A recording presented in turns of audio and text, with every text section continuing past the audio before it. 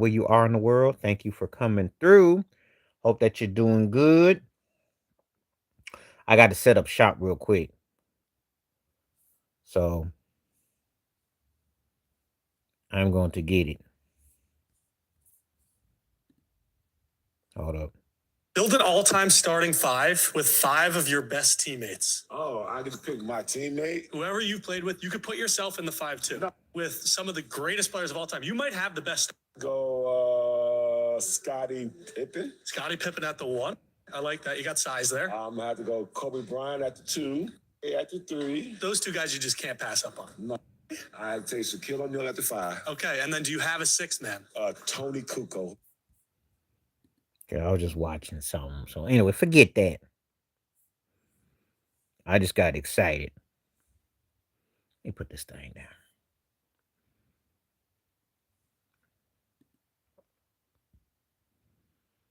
And let me go ahead and put this thing on real quick. Let me see how we're going to get this thing on.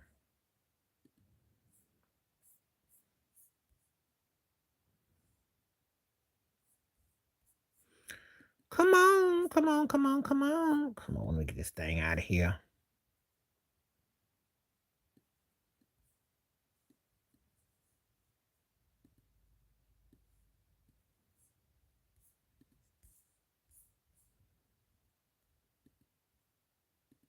Okay, get this up out of here.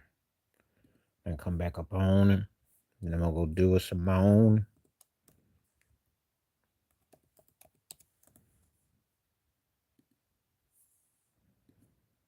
And let me get on here real quick.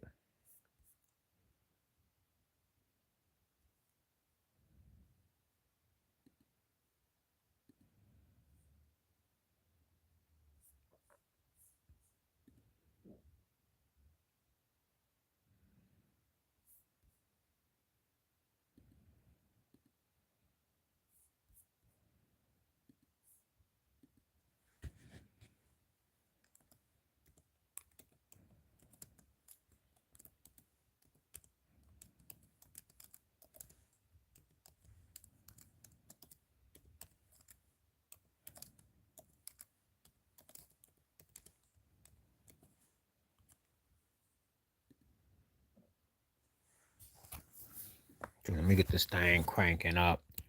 I'll get started on this real quick.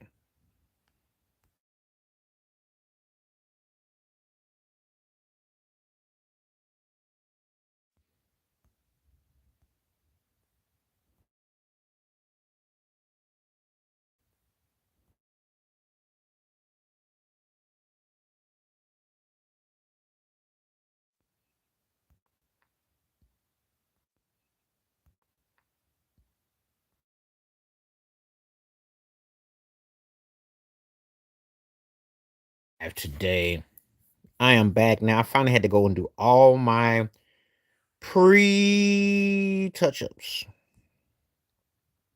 So I am live today, and I am coming to you live. And again, hope to everybody's having a good day. This is the first full week in June, so hope that you're doing really well. Here we are. And the question is pretty simple: should Trump be at the NBA Finals? I like to be current in the events. Of course, I'm gonna say no. He's a distraction. He's a bigot, and he's divisive.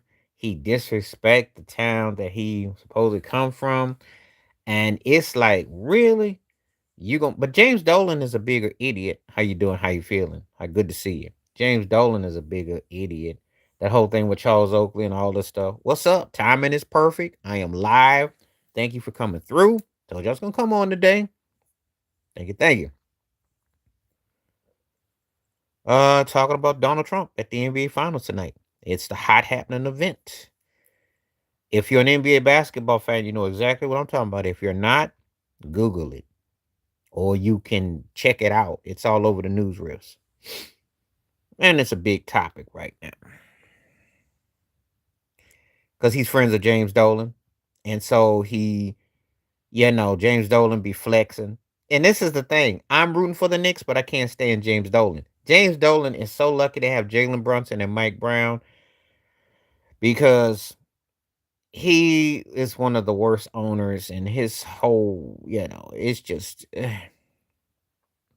bad. But that's the way of the world, as they say, as Earth, Wind, and Fire would say. What's happening?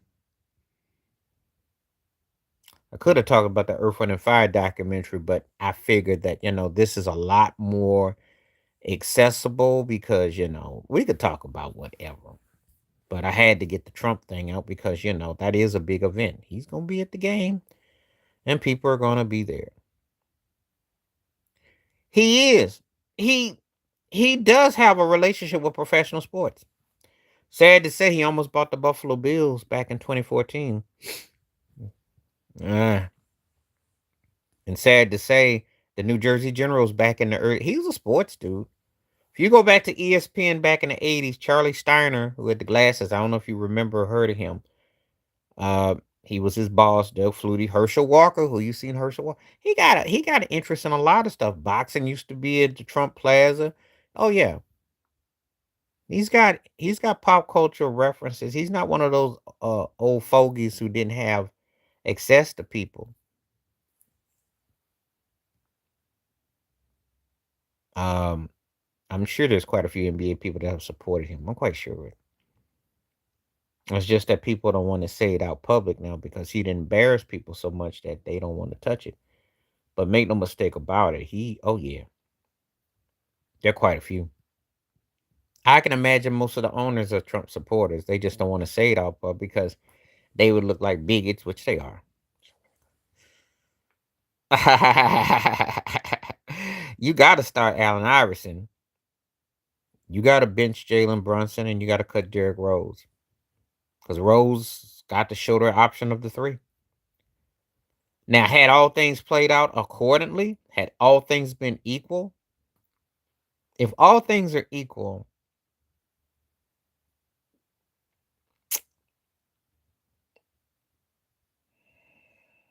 I probably would have had Jalen Brunson starting and Iverson off the bench. I still cut Derrick Rose.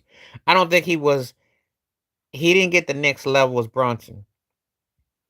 And he didn't will it like Iverson. He was great for his time, but he's still gonna be odd man out. But if all things are equal, I think Brunson is gonna end up having.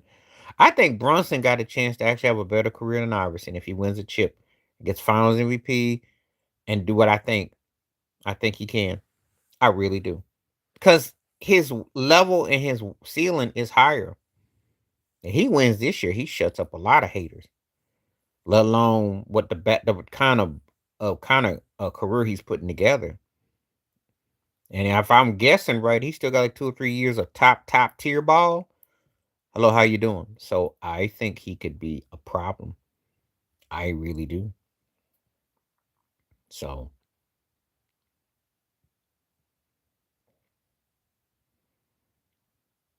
that's a good question. Derrick Rose is gonna be the odd man out no matter what. Not quite, not quite. But if he can if he gets a ring, Finals MVP, he's right near him. He's Iverson be like right here.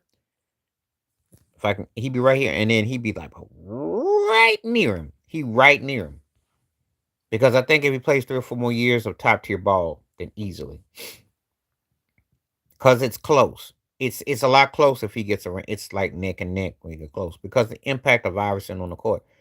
But Bronson, what he's doing, and if he and because I remember, like I said before, he's that close. I can't quite put him ahead of him because Iverson, um, a little bit more, but it's not that far off. It's not. Let's say it like this: he wins. It ain't gonna be crazy if you said he was, and it won't be crazy if you said it neck and neck. I'll say it that way because his body of work is gonna take him to, his body of work is gonna level him up, and you got to start looking at him differently, especially if he wins and what he's got in front of him. I've been wrong about the next team to come out the East, but I think if the Knicks win, they're going to be running. They're going to be hard to beat because Brunson is that dude. And you guys be remember, Embiid and Giannis are bigs, and they've been hurt and injury prone. And Jason Tatum is injury prone. He's not consistent. Brunson got the kind of back that Tatum don't have. So I don't know.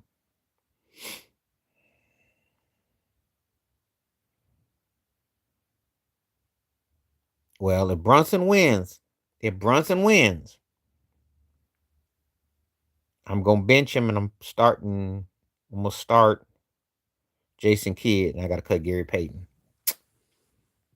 Kidd was a better guard than Payton. Even though Gary trained him, he was better. I like GP a whole lot. But Kidd, you could get a lot out of. And I'm gonna tell you something. Were it not for Magic Johnson, and Kidd had been more consistent early in his career, that's who he would have been. He was most closest to Magic because he could beat you in different ways. I seen Kidd do it. Just Kidd didn't have the same what the kid that you saw in New Jersey had. He been that dude early in his career with consistency. We be looking at him even because he's the one guy. Like if I had to pick 5 guys from the past in the last 25, 30 years that could come back today and raise havoc, he would be one of them. But I'm talking about the kid that I saw in the Nets era and then on the Dallas. Even that Nets era when he was a run-up MVP, he should have got the MVP if he'd have knocked the fry out the ex-wife's mouth. He just didn't have a three-point shot, but he got better. But if he had to put it all together, oh yeah. But I gotta say that kid with Brunson would come. I think Gary defense was a great talent player, but I think that both Brunson and Kidd got a little bit more over him, and that's tough to say because I love Gary. Gary was bad. Gary was the glove for a reason, tough. But Kidd had more going for him, and Brunson definitely has more going for him offensively. That's the big difference right there. That's the big difference right there. And I have to use that at that spot because Gary wasn't effective in every place he went as a point guard. I still think he played his best with Seattle. How he got to play with a Shaquille O'Neal most of his career, who knows? But he didn't really fit Phil Jackson's triangle, so he fit good with Pat Riley, but he was old at the time, and he was decent in Milwaukee. He was good. Greater in Seattle. That's a good question, though. Those three are good. The Jalen Brunson thing is good because you see how where he's the company you got him in.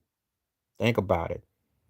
Somebody would have laughed you out the room if he'd have said this 3 or 4 years ago, but he belongs in the conversation with, you know, he belongs with the name guys. Don't come up here telling me well how Jalen Brunson would fit if it was Baron Davis and Chris Paul and all that, because you know how that's gonna end. So he belonged with that next high second top tier, almost. Quite, but he belonged with that tier. That's a good question. So yeah. So anyway, yeah, it's a big thing about Trump being at this thing. Some people are put up with it. 60% say no, he shouldn't be there. I'm not surprised I'm getting a lot of attention on it because it's a very highly contested situation. Uh, the Knicks looking to go up 3-0, and they were asking Cat and OG what they thought, and it was, you know, tuning out the best way they know how. Because it's kind of hard to you got to sit there and ask about some ignorant jive turkey. Why does it matter? Because we're not in an era where you necessarily have to. You can't compare the way Brunson and these guys play defense the way Gary Payton did. You're not asked to play 94 feet or even 54 feet of defense. You basically catch a guy on the top of the key. I see guys rolling the ball down the court like they bowling. They don't check cats like they used to. Once in a blue moon you do, but it's not the same.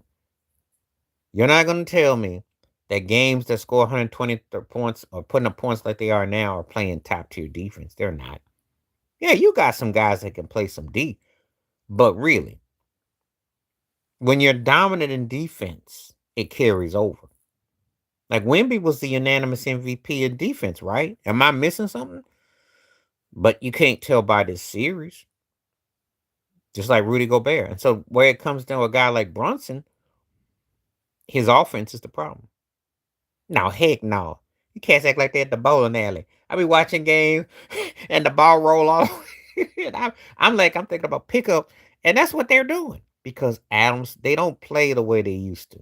That stuff did not happen. Man, look, you roll a ball down the court back in the day, your butt gonna sit on the pine. And you're gonna get clowned. It's just things that they do differently today. They didn't do.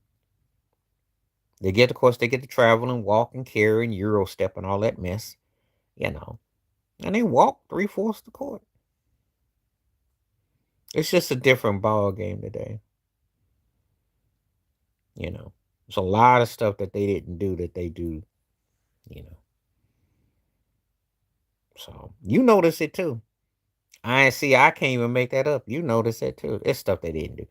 They didn't even really do that in the early OOs if you jiving because the games were too close.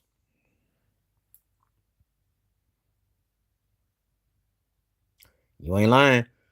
Michael Ray Richardson. I could show you old clips against Magic, and he would snatch your pockets, pick your pockets. Anthony Peeler did do it about 25 years ago. They actually did it to Kobe against Detroit with Tayshaun and them with back card grilling. Because not only did you have to have handles, but you also, back then they were coming at you with, they were swirling you. That's what the Lakers did against the Spurs against Tony Parker. Because TP, you could fluster him with those traps. I couldn't do that with Ginobili, though. I saw Ginobili the other night with Charles and him. He's one of my 10 favorite players ever because no one played like Ginobili. It was a unique style. But anyway, yeah, you couldn't do the stuff that you do today. Mm-mm. That's how you think Tony Allen and Bowen and some of those guys kept jobs for 30 years. They couldn't make it in today's game because back then he had to swipe pockets and put a body press on you. It's not the same NBA. Shane Battier. So you got guys up about that. That's what Patrick Beverly was doing. That's why he looked like he tried to articulate with the broke GQ outfits and be able to articulate because that's what he got on. That's why he had to learn how to shoot a three. Which, yeah, So I'm just saying, it's Drew Holiday. Holiday does it, but what they've done, they press on guys, but guys still get all these shots and different things. It's not the same. It's different. But that's why Brunson's defense, it's not a pivotal point.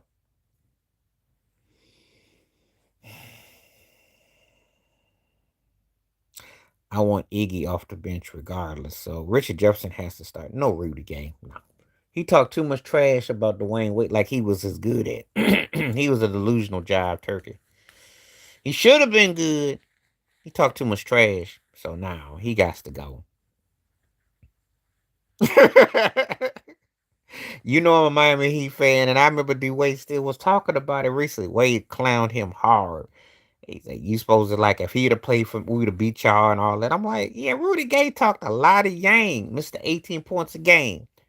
Talked a lot of yang. Had that old man afro like that Sunday school preacher. Talked a lot of yang. No. Iguodala is one of those guys. It wasn't quite as pronounced as Robert Ory but it was just more pronounced than James Posey. But Iguodala, kind of like the Ryman type, one of those guys that if you got him in a post, he always knew where to be come money time. So that was his strong suit. Not necessarily as a starter or that kind, but his impact.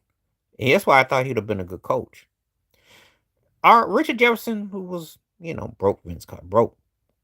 Talented dude, athletic, but, better version of Zach LaVine.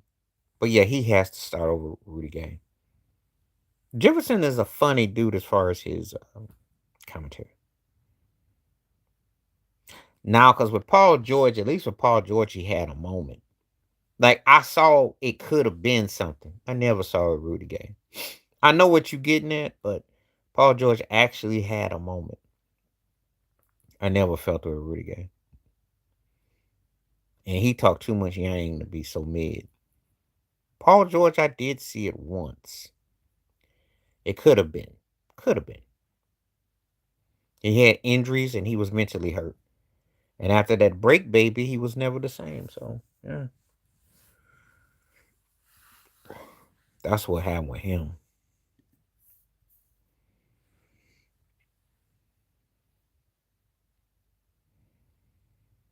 Yeah. You funny though, cause you know I was gonna clown that. If you're Dwayne Wade, and you remember, cause he still talks about Rudy Gay to this day. Cooked his behind up.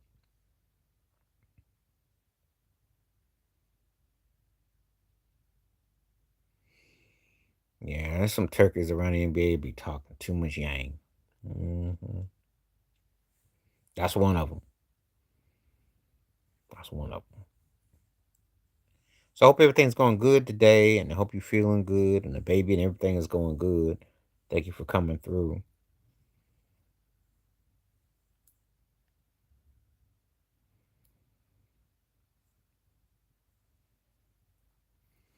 I said I was gonna come on today because I'm not gonna be back on till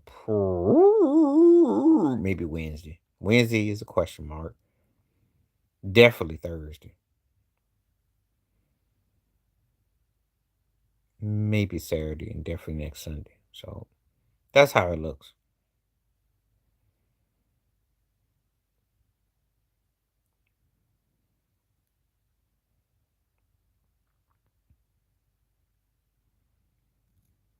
So that's what's looking. But yeah, yeah. Let's see what's up. Try to get some conversation, girl.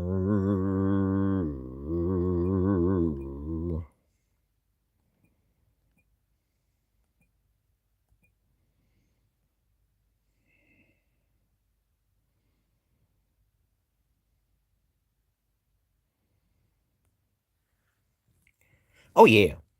I expect them to tear them cheeks up and clap tonight. I expect it to be 3-0. Cause I got a feeling they're gonna come with more urgency.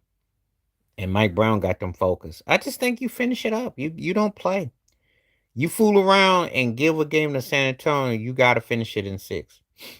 But you gotta try to wax them while you got them on the burners. And especially when Yam was talking about, well, we no, you're not. You're not in this series. You've done enough in some spots, but you look flawed in others. And the Knicks crowd is gonna have them hype. I think it's gonna be tough to win. It's gonna be tough. And I've watched the Spurs. They have lost in OKC. They lost 2 games in OKC. They won 2. You know, I don't buy nothing no more. So it would be for free. If I had a DVD, a player, because I went to go see the theaters and I had isolated situation. But no, I don't support these situations. And I think it should stay in the movies until the end of June, till the end of his mark is passing. I think it's criminal that they pulling it because it's easy, a billion. It's gonna make a billion, but why would you pull it? Milk that thing.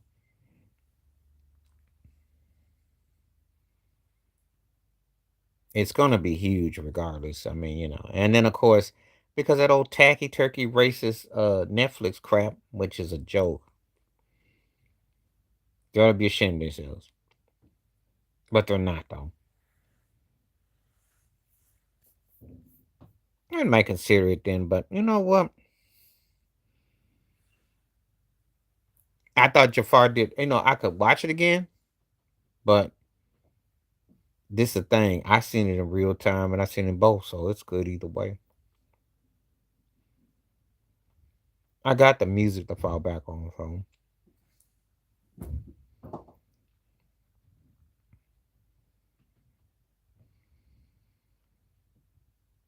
no.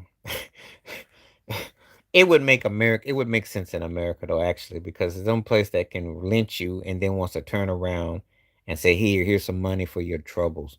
I wouldn't be surprised. I wouldn't be surprised. You gotta remember, it's the same end that comes out the same end. That's the best way I can describe it. It's some strange people. Come on now, you gotta give me a better Michael Jackson song than that. Of course, Prince gonna win that. That's that's not even funny. That's not even funny. That's like putting what's the other Michael Jackson song that was an outtake? What would I say? Um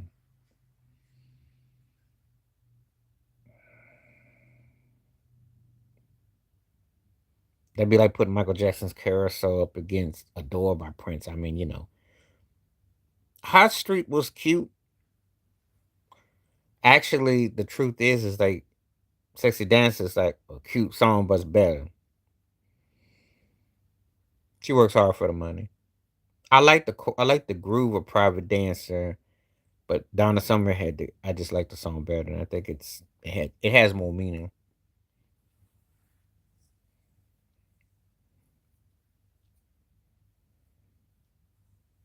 Originally, if I'm not mistaken, it's a decent song, but it's like I'm thinking, what record would it go on? And see, when I associate with Thriller, first of all, nothing on Prince's debut or second album is touching anything on Thriller. But if you put something like Hot Street on there, maybe if it was a B side, but no, it bops, but it ain't better than Sexy Dance though. I think it's cute. It's got a nice catchy, shuffle to it, but it's not Thriller worthy. It's not off the wall worthy. Maybe if he'd have had a record in between or EP, Barry White in a blowout. Because he had the appeal, he had the vocals, and he had the songs.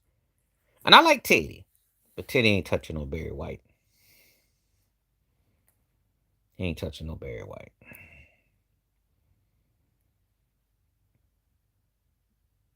Because Barry could do whatever Teddy did. Plus he had crossover appeal with it. Teddy was bad, but Barry was on another level. Those arrangements, the way he the way he hit that, the way he put stuff into it, it's not even close. And I listen to far more Barry White too. Matter of fact, his song September. mm,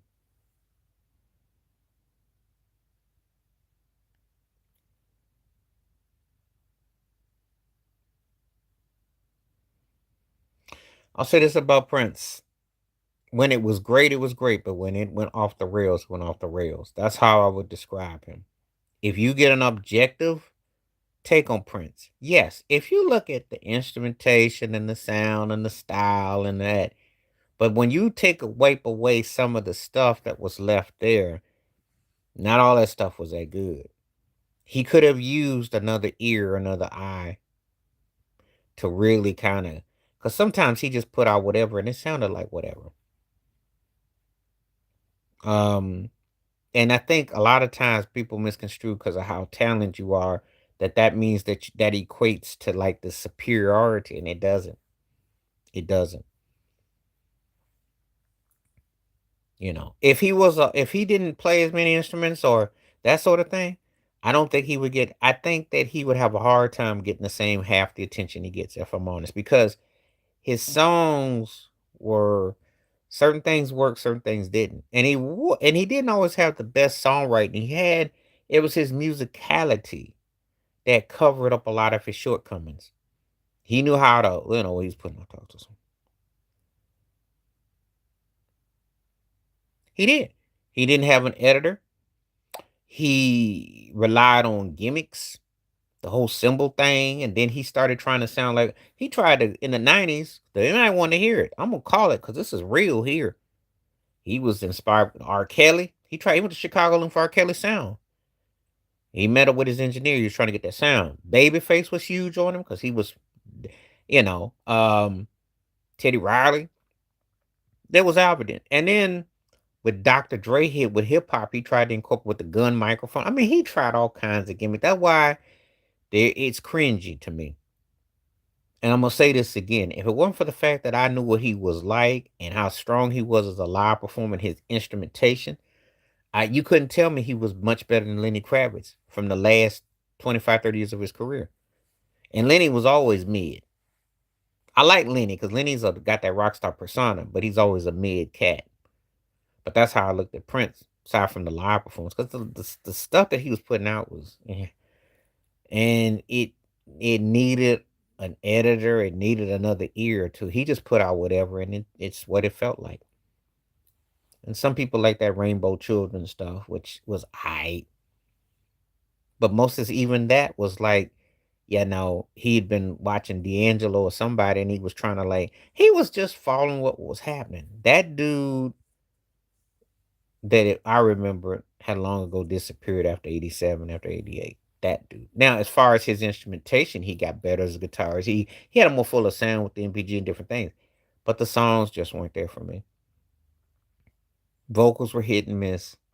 And it's just like the execution of it just sounded like somebody was putting out a lot of stuff just to say he could, he was filling it up like he's Record of the Month Club, you know. So no.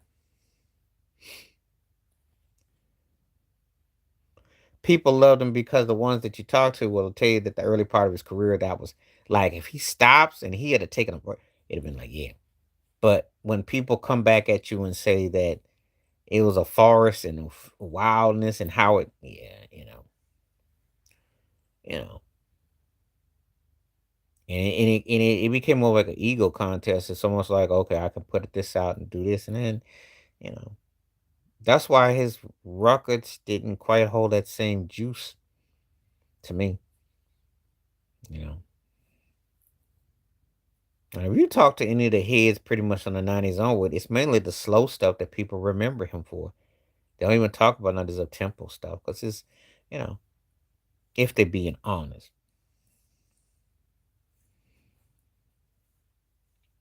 And I think he spent a lot of his career trying to recapture, he fit that kind of, and he wanted to be a superstar and a cult hero at once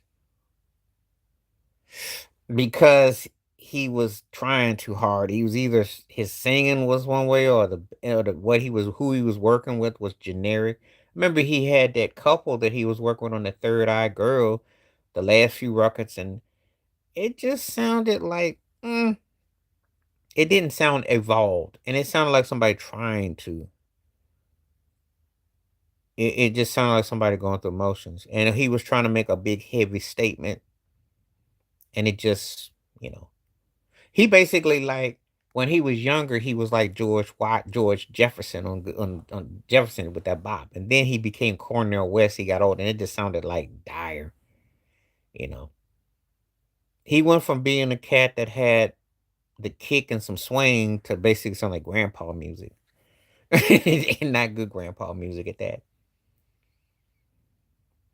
So it was cringy.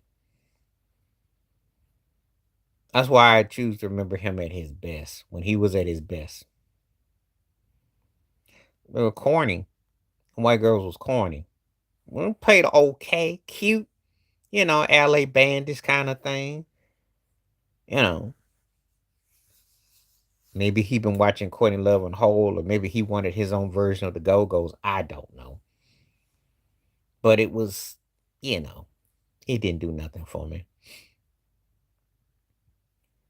Yeah, and I'm gonna tell you about that run record. He had that Bria Valentine. I never listened to that because when he came out and said that she was like Sade, and Sade fans raked him over the coal, they tore the hide off his behind for saying that mess. I never listened. I had a buddy of mine who did. I didn't. I was too scared. I said, because he up here proclaiming her like Sade. I'm like, oh no. Now I did listen to some of the tracks that Dance for Me, which was a very much a nod to Roger and Zapp, because he was definitely channeling Roger. Yeah, there's a reason too. She was like 6'8". She married some dude. She was a Jehovah Witness. She married some dude. I didn't know. I remember he did the Tonight Show, and she was sitting at the bar where he was performing. But no, I was too scared to put that record on. This is an old school thing with me too, because back in the day, I would look at a record and I'd listen for the hit songs, right? And if I saw some titles that looked suspect, I'm like, I ain't playing that. Because he knew ain't nobody gonna buy that mess. He wasn't stupid. Now, he was crazy, but he wasn't stupid. He know good and well that that record would have went great value, triple platinum. Ain't nobody gonna buy that Reynolds rap reject, that great value Reynolds reject. Shoot. He knew what to do. And when he was messing with her, you know what Prince, typical Prince, give him a name, say that they played like a spoon and co-wrote a song, and same old Prince formula. And that's another reason why too I lost a lot of respect for the cat too, because he always thought with the wrong side of his head, and he put every woman he was messing with make a record on them, and and then he be done with them. The record come out, he forgot all about him. He was just no, he was wild like that. That's why Paisley Park was never taken serious, and that's why, like I said to you before, I think I told the story. 82 was his best year's production. Yeah. Well, yeah. Like minded on that. Yeah. He always got caught Carmen Electra, who's still around, by the way. I heard that whack record like half of it once, and I used that for a frisbee. The Ingrid Chavez record wasn't too bad, even though it was spoken poetry. But yeah, most of the time, he just and that's why he couldn't be taken serious. He did keep Elisa Fiorello back. She came back and toured with him. Um, and they were friends as time went on. But you know how it was with Prince.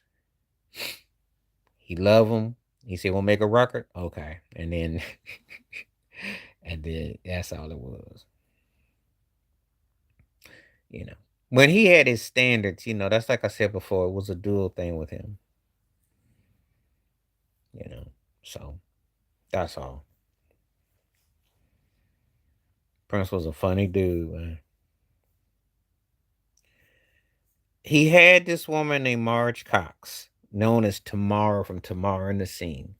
Marge Cox used to be with Jesse Johnson's Review. I'll get to her in just a second. Marge Cox was signed to MPG and she had a bad deal. So when he was white and slave on his face, he had her locked up. She did this song called Everybody Dance with Jesse Johnson's Review. Jesse Johnson was her producer. She was the closest thing to a Tina Marie that he had. Marge Cox. You might want to look her up.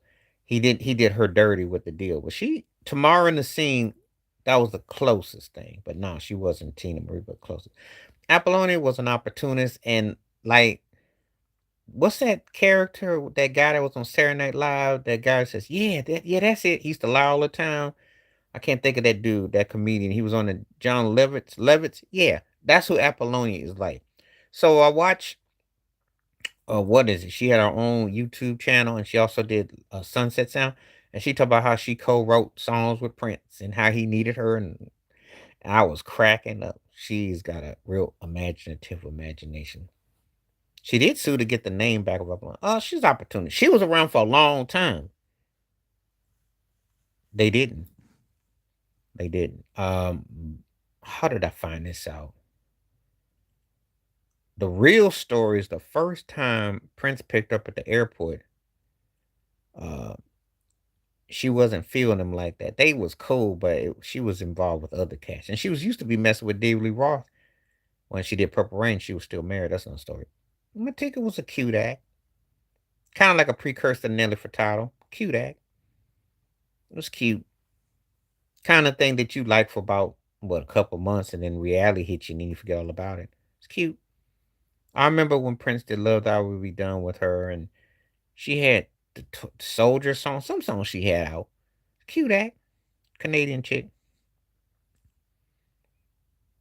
Not nobody that I would tell you that you gon' you know. But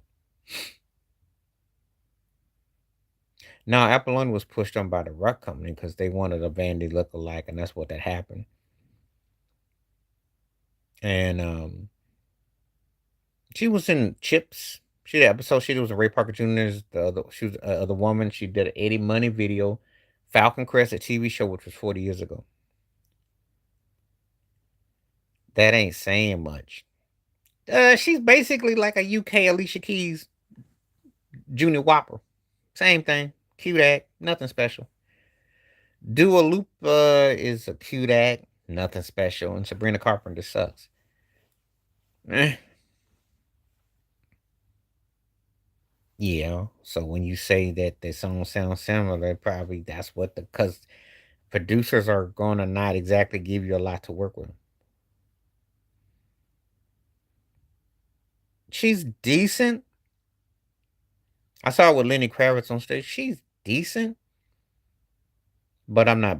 I don't really think anything special about her. I mean, you asking me, do I think she could hang with Gaga? Do you think she could hang with old Britney and stuff? No, she just it's decent. Nothing special. Couldn't hang with Beyonce. Nothing like that. You know,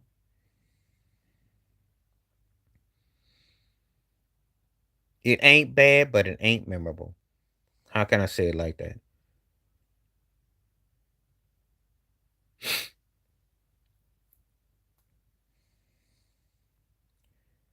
You know, she ain't bad. I seen some of her stage stuff. She's okay, but nothing that I would ever buy. You give me a greatest hits package, and I probably would like maybe 2 or 3 songs at the most, and about 4 of them I'd be snoring through. Cute act.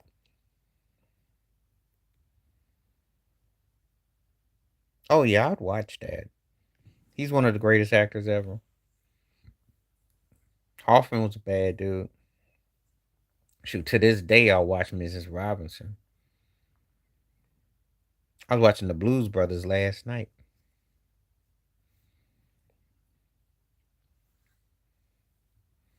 but I like Hoffman though.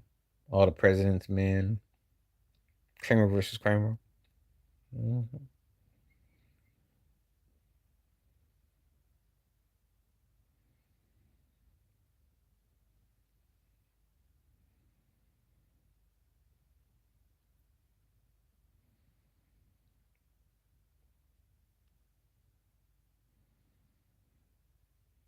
So yeah, I like him.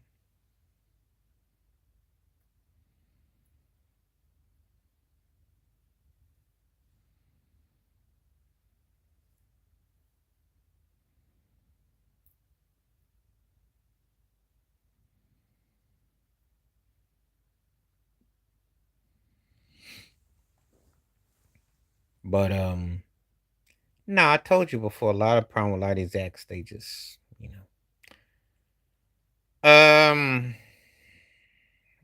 it's really out of Hoffman and Hanks.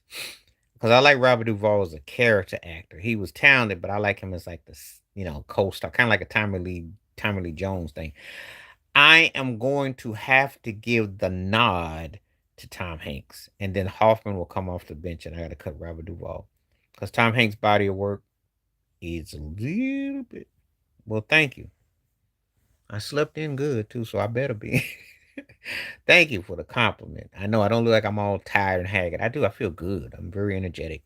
Thank you for the compliment. Thank you. I feel pretty good. Yeah. Now that's not no diss to Robert Duvall. It's just that I liked him more as a sidekick cat.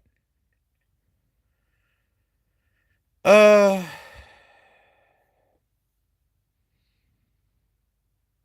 Hoosiers for the start, any given Sunday for the bench, and Great Santini for the cut. Movies are a little bit different. But any given Sunday is actually really good. It's very good. Yeah, the acting thing with me is because I like Hoffman a lot, but Tom Hanks then has Hanks is like my white version of Denzel, and and Hoffman is a top 10 act. They both high on my list. Duvall is just this like I look at Robert Duvall like an older version of Harvey Keitel, sidekick actor, like a coat, like a strong side to the side. But when I'm looking for leading man, it's a little bit different. But Duvall can act his behind off. Make no mistake about it. It's just that those two guys then had, you know. I think the thing with Hanks's body of work is just a little bit more for me. It happens. It's just that Hoosiers I liked a lot as a sports movie. And any given Sunday had a lot of coming out where Pacino, even Cameron Diaz was legit and Jim. That whole thing with LL and Jamie Foxx, all that stuff. There was a lot of. It's a better movie than I think that it definitely holds its own. It holds its own. And Hoosiers was strong, so that's why. Depends on what movies you ask me about. Depends on what actresses, people you ask me about. Because sports is movies and sports and music is different. We gonna start Denzel Washington. We gonna bench Tom Cruise and we cutting Will Smith in that order. Denzel and Tom Cruise, you got to put together because it had the longevity and they've had crazy runs and they still strong. I can't either because the problem with Will is this: had he been able to knock Ali out, yes, I watched Hitch recently, which I like. The smart aleck or the hell the world type of Will, I love the hero, all that. But that middleman, he can't do it. He's not. But his career is on their level. All around, he has a better all around career when you factor in music, TV, and film. But we're strictly going by the big screen. Yeah, that's the thing that hurts him. If he had knocked Ali out, then he would have been a threat to Denzel and Cruz. He didn't do it, so yeah.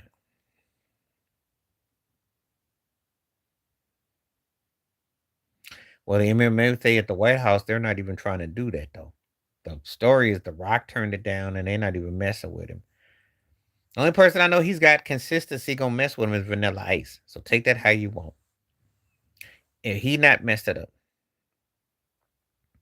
I think it was a smart move at the age he was. It's just that he didn't pull it off. Because Jamie Foxx played Howard Bingham, and then Jamie went in and did Ray. Let's see, and I think it was the right vibe. He just didn't have the chops. He a little light in the cakes for it, and he just didn't have what it took. And he was Hollywood's money boy. If he'd have pulled that off, he pulls that off. It's right there with Denzel as Malcolm. It's right there with Jamie as Ray, and it's right there as Jafar as Michael. If he pulls it off, he didn't pull it off, and it'd be right there with De Niro's Jake LaMotta if he pulled it off. Raging Bull, he didn't pull it off. Still a heck of a career though.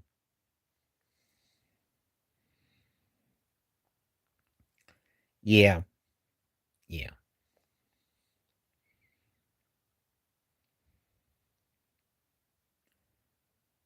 yeah. Bundy Brown, which was the yeah, I meant to say Howard Bingham, but anyway, Bundy Brown. Um, he did great in the movie. I don't know why I was talking about Howard Bingham, but he did great though. It's up there. It's hard to argue against it. It's hard to argue against it. I will say he channeled the spirit of him. Jamie Foxx is Ray. Jafar Jackson is Michael. Those are three of the best I've seen in recent memory. That blew me away. That I was like, whoa, yeah. Low key, Angela Bassett is Tina Turner too. Low key. So, but those are the ones that it's like, yeah. That's why people were like hyped. That was as far as like non-entertainment perspective, yeah, because he played that role. Because they keep getting the wrong people. They get them either from overseas, they don't get them over. I think the best one they missed out on was 30 years ago, 40 years ago was Eddie Murphy. I think if Eddie somewhere between Coming to America and Boomerang had to play MLK, that'd have been incredible. That was missed. Yeah, I watched it, and it wasn't bad. It was cool. It was cool. There's so much that you got to do to get him right, though. And I remember Kurt Russell did it. He did a good job. I've seen some good Elvis biopics. But the interesting thing, as charismatic and everything that he was, etc. Um, and yeah, well, she made a career out of that. She stole her. She literally stole her career. Think about Jenny from the Block. She stole the whole thing. Yeah, that was very good. That was very good. In fact, that was her highlight.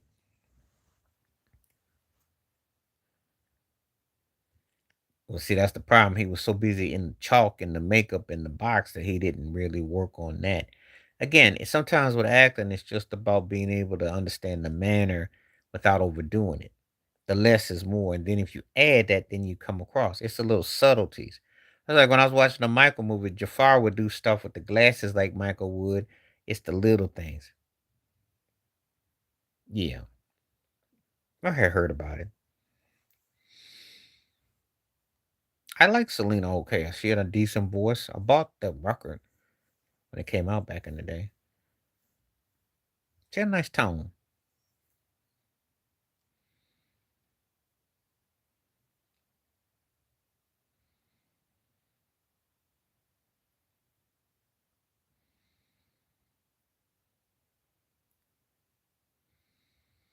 She had a nice tone. Hmm.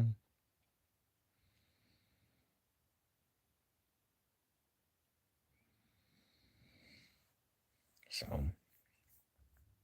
it's hard to kind of like when you're doing these kind of movies though. Again, you got to capture the nuances and just what you're going to do and what you're not going to do. So I got a 50% split with this Trump thing. That is hilarious. I think I got a lot of trolls because they know good and well he shouldn't be there. This should be a clean sweep. I'd rather have it as a clean sweep that you say you want him than to say you're 50-50 because there's no 50-50 with Trump. Not at this stage, no. 50-50 went out the window. Oh yeah, they're not gonna blow no 4 games. They're too poised because they're hitting them with ways they didn't see them. And the reason why I think it's hard for San Antonio, they lost the game by 10, they lost one by 1. That's hard to overcome because psychologically, you lose a close game, you lose another game, and they beat you on the end. They beat you on the end. That's what I call style points. If Jalen Brunson and the Knicks were a boxer, they'd be Sugar Ray Leonard because they knew how to finish off and play to the camera. And of course, I see San Antonio losing because I just think that they overachieved. It's great to get the runner-up banner this year. I didn't see them winning. I thought, well, they didn't had the wrong way of going about it. That's all. Tibbs was too complacent, and that's why he got fired. And they wore the team out against Indiana. You know, now I'm not gonna say best Knicks postseason run. I'm not gonna say best Knicks team ever. These guys aren't going to replace Willis Reed, Earl Perlman, Roe Wall, Clyde Frazier, Dave DeBuscher, and what's his name? That's the senator that used to play there. Phil Bradley. They ain't not replacing that now. Bill Bradley. Let's not get carried away. But I will say this: they will definitely be in a discussion top 2 to 3 if they win.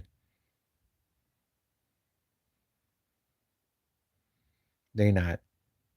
They won't.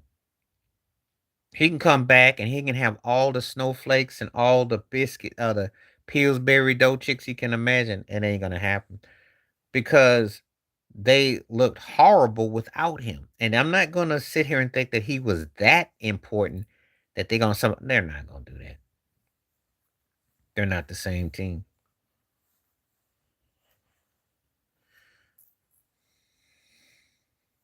And the way they beat them was different. They didn't play the Knicks like this. This Knicks team was not the same. They didn't play the same energy. And the Pacers stole a couple of those games last year. That's not happening this time around. Mike Brown coaches this team completely different than that team that they faced. So I would say pump the brakes on that one with quickness. Because you get your feelings hurt. If you think that they're gonna sit there and blow leads like they did, no. And I do like Tyrese Halliburton. If I was the Spurs, I'd almost trade some of those guards or some of them pieces to try to get him. I think him and Wemby would be sick because he's exactly what Wemby needs at the point guard. And I think Cade Cunningham did a good impersonation of Halliburton. I like Cade too, but he shoot the ball too much. They not getting the kind of people they want. Though. A lot of people turn them down on. And I'm not a pro Trumpicant, so please don't come on here trying to hype up that idiot. Please don't. Because if you're paying attention to what's going on, they're not really juicing with him like that. A lot of people have gotten turned off. Well, we knew that already. That was the case last year when they fired their coach. That's nothing new. Now we're wondering where John Morant's going to go. That's the big question mark. If you're him, You want to go to Minnesota, Golden State, maybe to the Clippers. In the East, take your talents to Miami.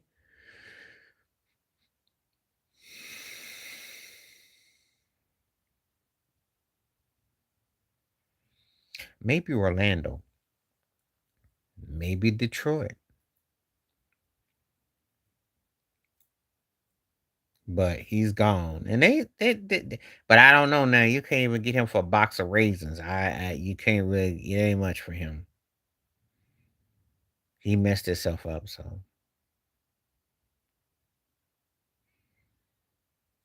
it's not too good. If you are a John Morant fan, take a little.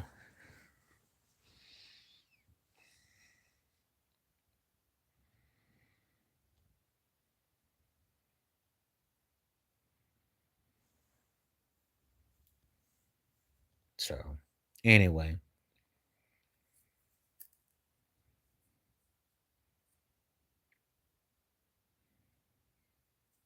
we're gonna wait on some conversation, see what goes on.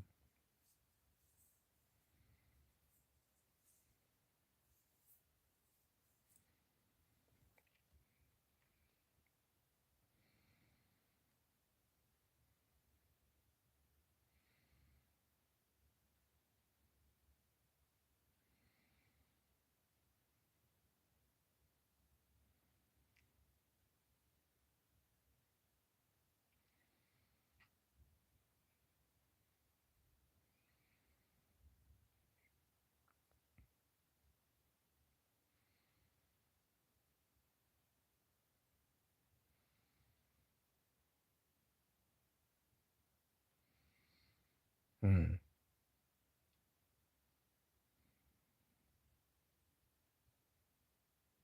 So that's kind of how I see that, though. Memphis is done right now, though. Yeah, they're gonna have to trade pretty much all that. Mm-hmm. All right.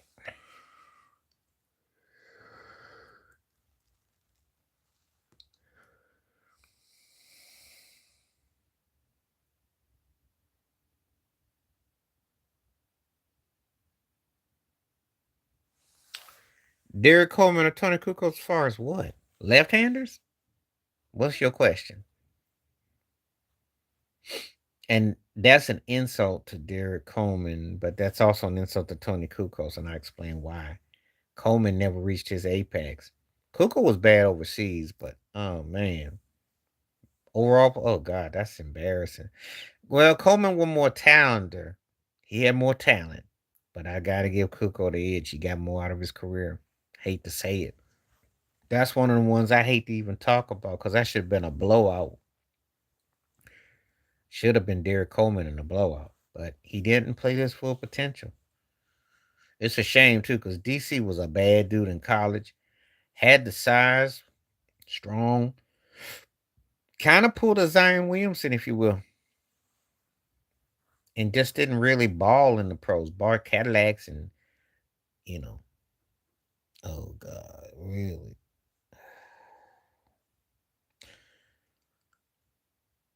I like LaFonso Ellis for what he did. I'm gonna start Ellis,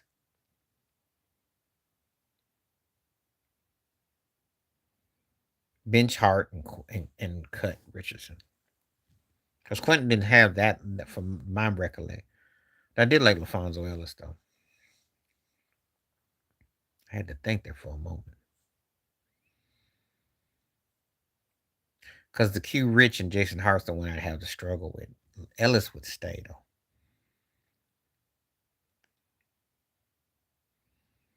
I had to think for a moment.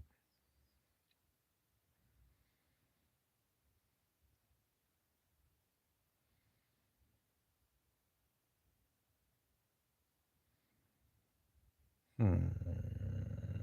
Oh, you starting Glenn Rice. Come on now. You starting Glenn Rice. You're gonna bench Sean Elliott and you're gonna cut OG. Even if OG wins, he's not better than those two. Come on now. Glenn Rice was something else. In fact, when the Lakers won all those games, only because of his ex-wife got in the way, he was on that 6-7 Laker team and he could flat out score and shoot. He'd be scared today. Sean Elliott, River, come on now.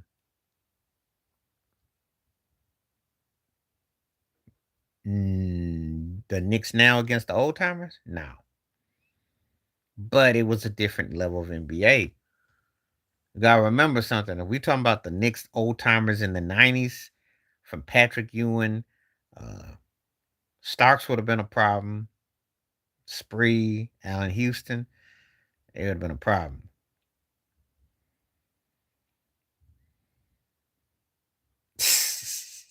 Okay, my starter on this one is gonna be Rick Fox. Benching OG and I'm cutting Cedric Sabatas because I'll never forget about the whole when he went was it skiing? Well, he did water skiing. And Magic was looking for him. He wasn't to be counted on. Talented dude, just didn't have basketball as a priority. Just didn't have it. And Rick Fox, legit defense, underappreciated what the set shot he would do. Because Fox was big for the Laker runs. So I don't have no problem with that at all. OG is good. And I'd say you're good enough to get a bench out that.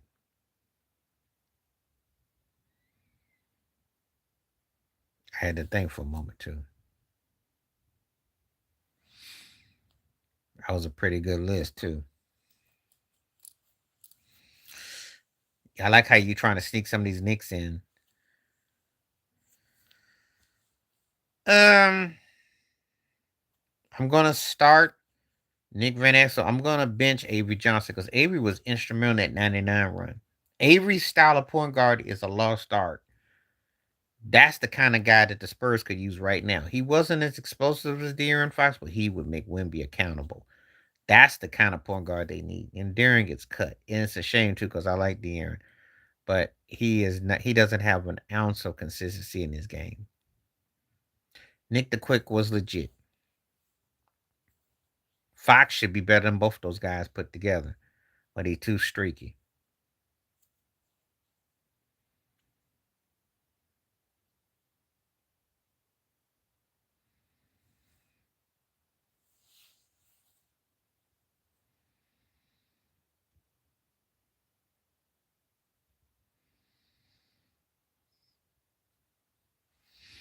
So that's where I stand with that.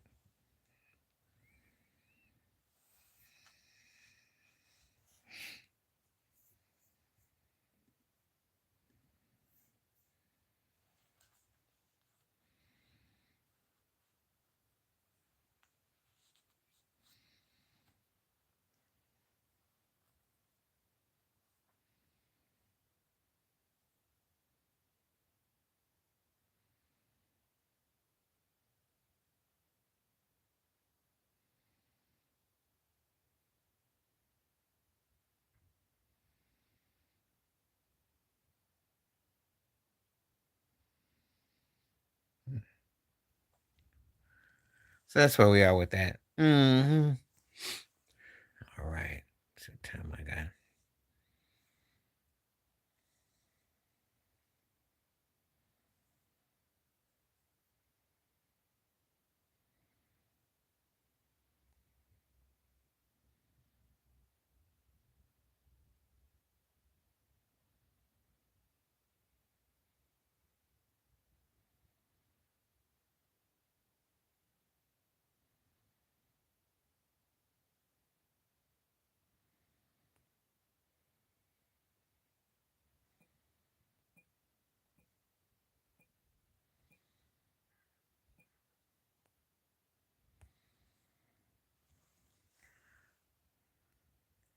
All right, let me see what you guys start.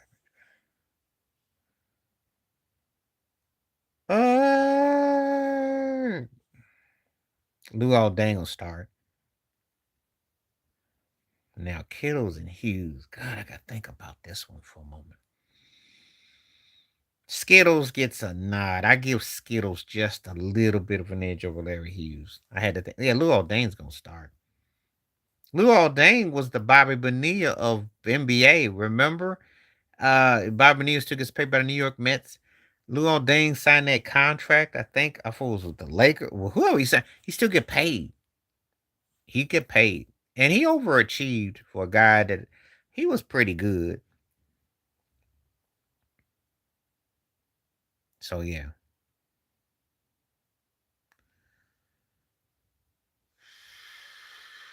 we're gonna start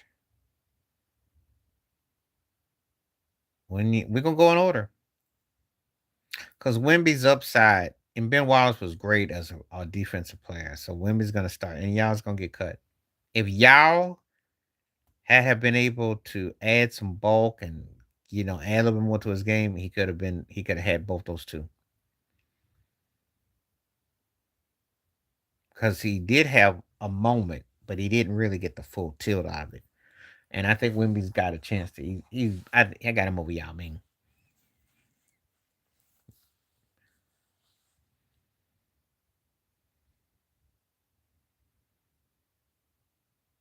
But right now, when Yama's got more going for him, it all depends on how you look at it. But I think he would have been. I think skill wise, Yao could have been better than both of them if he had been a little bulked up, because he could hit. He had a nice soft touch.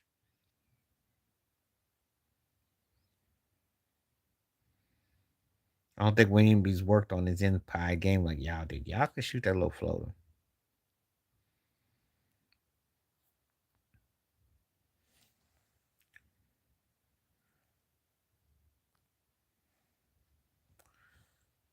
Why would it stomp me?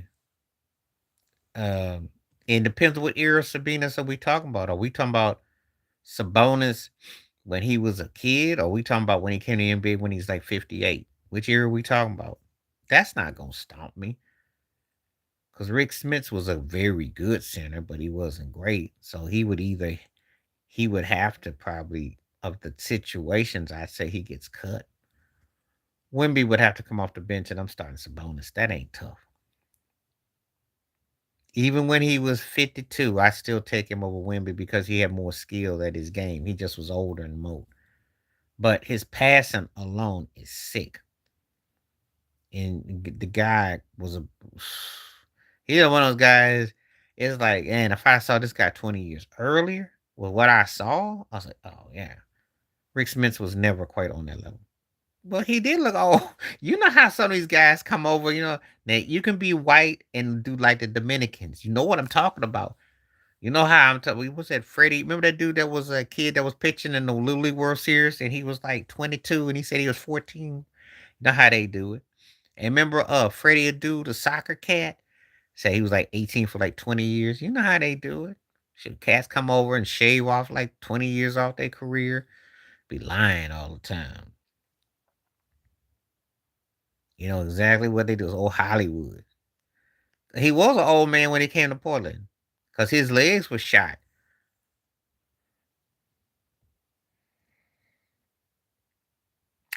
Bondi's gonna start, so that's a no-brainer. Ooh, I think I'm gonna go with Tony Allen off my bench and Hughes gets cut. Tony Allen was for what he did, because you put guys who were what I call compartmentalist, and if I go by that type of logic, I can go like that.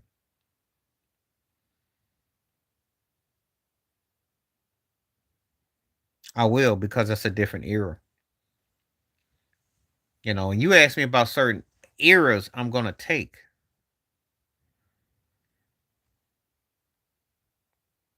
There he was gonna get cut. Thank you.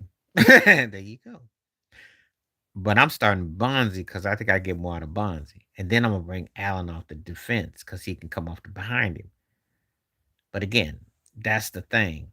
Again, when you talk about certain eras, I'm looking at these guys that I remember and how they fit into the scheme. And a defensive cat is more dangerous behind the offensive guy. Bruce Bowen shined and was able to get his thing going after his defense, but he happened to play with the guys who could score. That's when you look more scarier. Suddenly, Bruce Bowen gets his 9, 10 points. He's straight. He checks out. He just stepped all on your toes and made his 2 or 3 threes, and he didn't made his quota for the day.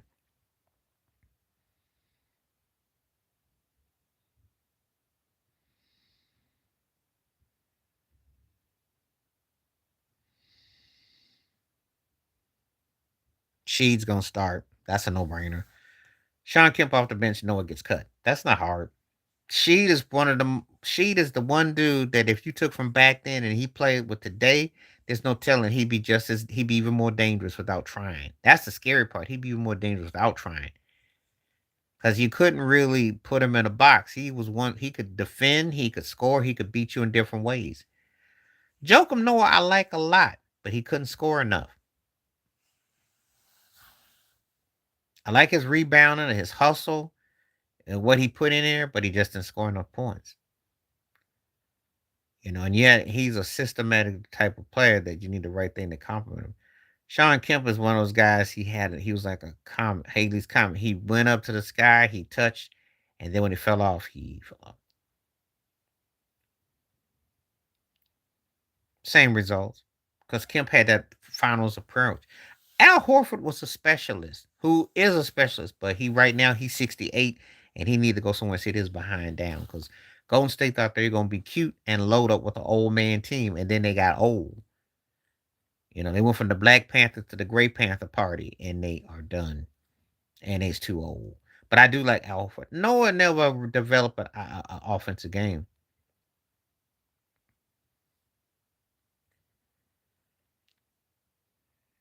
Which Malone are we talking about, Carl or Moses? Okay, thank you for okay. Um, Starting Larry Bird, that's a no brainer.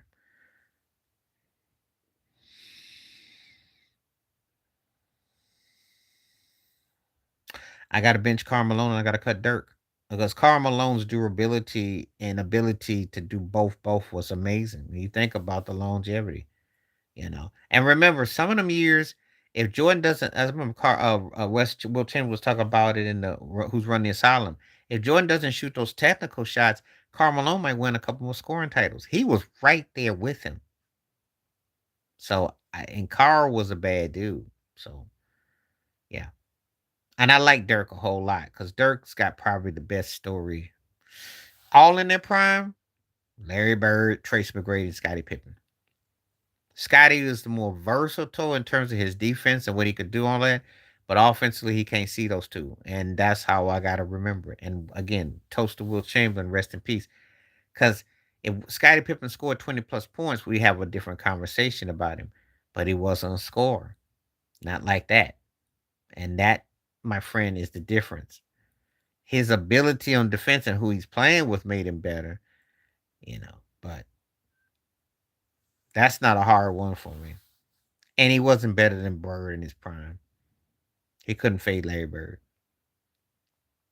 Tracy couldn't either.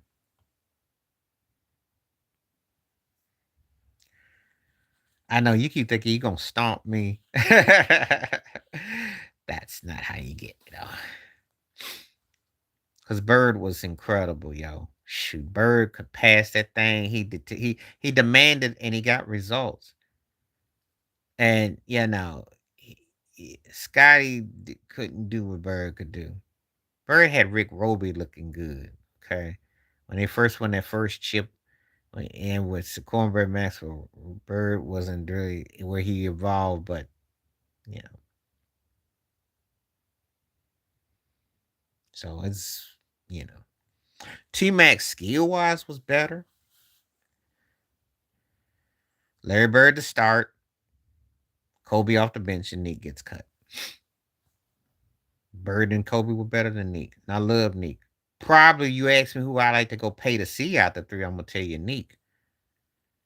But he didn't have Bird's cutthroat agility, ability to finish it, and he didn't add to his repertoire like Kobe did. Now, I granted he didn't play with the same kind of talent, so if all things are created equal, we may be having a different discussion. Bird was a bad white boy. That's what it is. What you mean with the infatuation? Shoot, I saw Larry Bird play. He could play. Should you talk to some people of a certain age and a time, they'll tell you Bird was the truth. No. No. He didn't have the if he had Larry Bird's mindset, he would be a top 7, 8 player ever. If he had the mindset. Bird fundamentally took you out your game. Told you what he's gonna do. Bust your behind, beat you with the right hand, left hand, with something else. And that's all you really need to see is the old games. Because I'm gonna tell you something. He would dictate the game. I'm gonna go against the Lakers. He did the behind the back. He went coast to coast. You had to deal with him. Kareem holds him in high regard. You had to deal with him. He was a complete player. His outside shot, his approach to the game, the way he hustled, the way he worked you. He made you work. He had a standard. He was a guy of standards. That's the thing. I was a bad dude. And you couldn't beat him by talking about it. He bust your behind. He bust your behind royally. I call it as I see it. And if you bad, I'm gonna give it to you. You know. And he was bad. He would wear your behind out with the fake turn around and could hit that thing.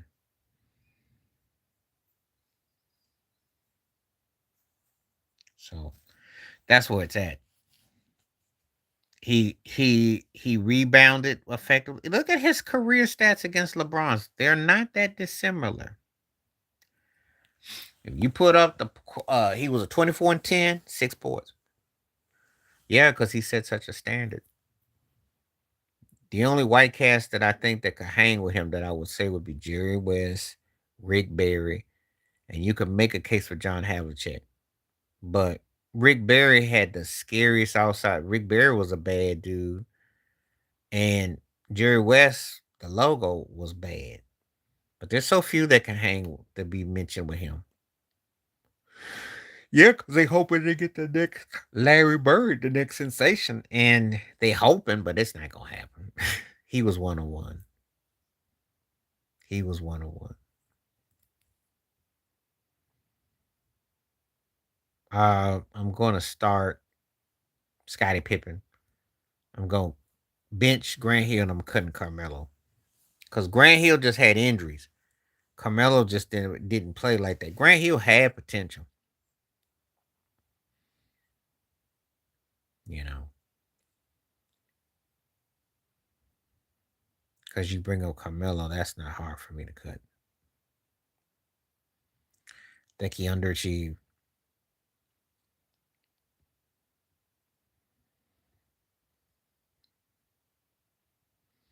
So that's how I look at it. Yeah, Scotty could do what they did. Now, Carmelo was more talented, but he was a one trick pony. He was the godfather in a Durant without getting full potential. Grant Hill just had her. I got to give Scotty that much on that. When he goes against guys that could have been or nearby, I can give him love on that. I can't put him up against better players, but against those guys, I can say, if Grant Hill had been healthy, would have been interesting. Carmelo was just a one trick pony, though.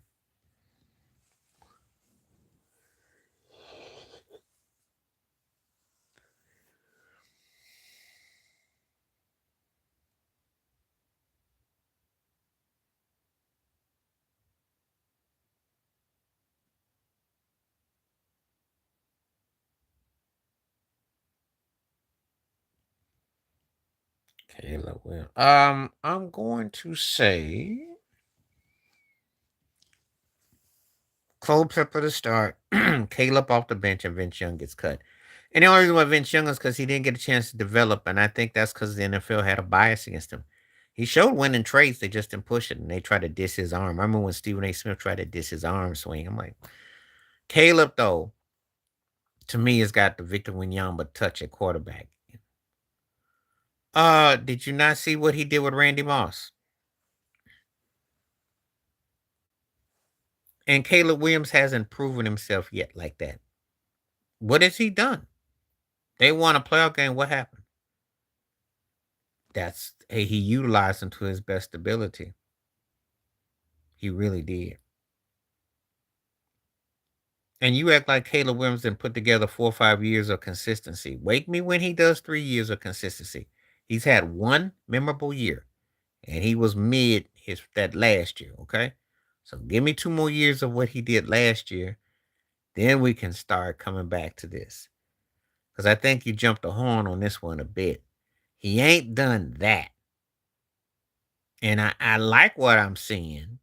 but I can't say that he has to make a real statement. So Dante did show me something though. Oh Lord, this is desperation here. Salam will start Enos off the pine and Anthony Thomas gets cut. And I don't really like this at all. The Bears, really?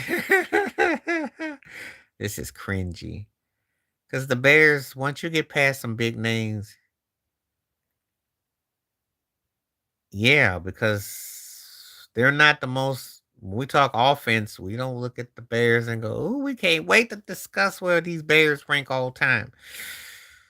So as I get past Walter Payton and Gale Sayers, it's kind of like downhill. You know what I mean? You know what? The Bears are kind of like the Knicks. If the guys start winning and doing stuff, you're gonna say, "Oh, so and so belongs on this list." Um, I'm starting Gale Sayers. I'm gonna bench Ladainian and I'm cutting Terrell Davis, and only because Terrell didn't play and finish up his career. But Gale Sayers moved me more. He was all around lethal. Ladainian was a bad. Well, actually, yeah, I gotta give Thomas an edge over TD. I was gonna use the postseason criteria, but football is a different situation.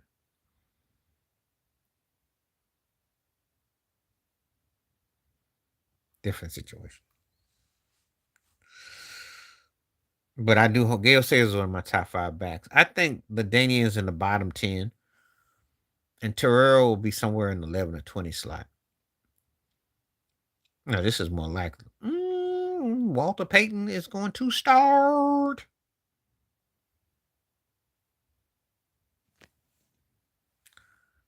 I'm going to bench Thurman and I'm going to have to cut Emmett. And I know it's sacrilegious and I'm a Bills fan. I got to choose my bias, but you could get more out of Thurman Thompson than you could Emmett. When he could do both, he could do you could do more with him. So I gotta do that. Emmett is tough now. I think Emmett is as tough as any back I've seen. I'll give you that. I'll give you that. I'll give you that.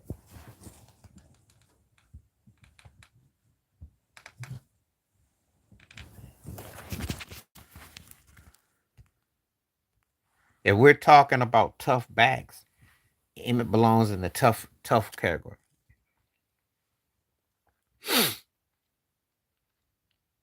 No, it won't. Starting,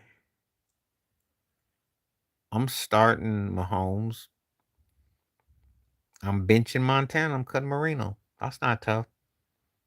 Mahomes and Montana to me are in the top two or three greatest quarterbacks ever. Marino's in the next slot. That's why it's not tough. Plus, those guys were in more big pickup games, postseason dominance. If you asking me who's more talented, who blew me away with that, it'd be Marino. Because he didn't have the impact that Montana did. Montana had another layer to him. And Mahomes, you're watching Mahomes in motion. See, right now, Mahomes is the first ballot Hall of Famer right now. He stops today. He's got a crazy body of work. I already tell you, Patrick Mahomes is like Tiger Woods, and the AFC quarterbacks like Lamar, Josh, Burrows are like Sergio Garcia. Waiting to see who's going to be the Phil Nicholson or VJ Singh. He's dominant. Then we get to the Montana factor. He won without Jerry Rice.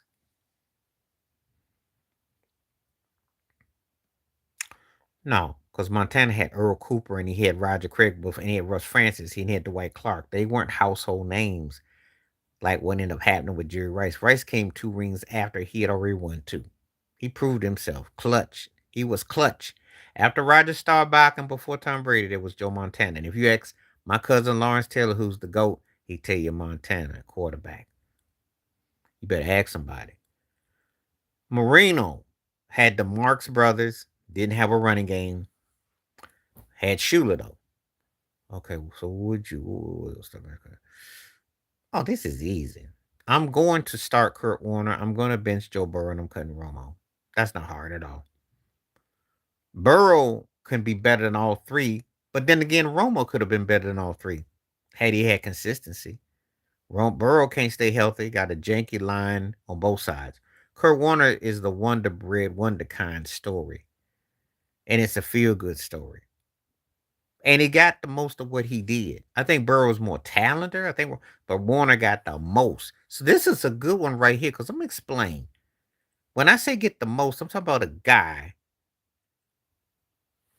Burrow does have more skills than Romo. He got to a Super Bowl. That has to count for something. That counts for something with me. But Warner got the most of what he had and make the most of it. That's the difference. So that's why I go the way I did. No, he did get to a Super Bowl. Romo never got to a Super Bowl. Romo only won 2 postseason games. Burrow ran the table, except for one losing the Super Bowl. So I got to give it to Burrow. Not quite. Not quite. They made the Knicks wait 50 years. They're gonna make y'all wait another 20. Not quite. Not quite. You ain't winning with no Dak Prescott. I'm gonna tell you that much.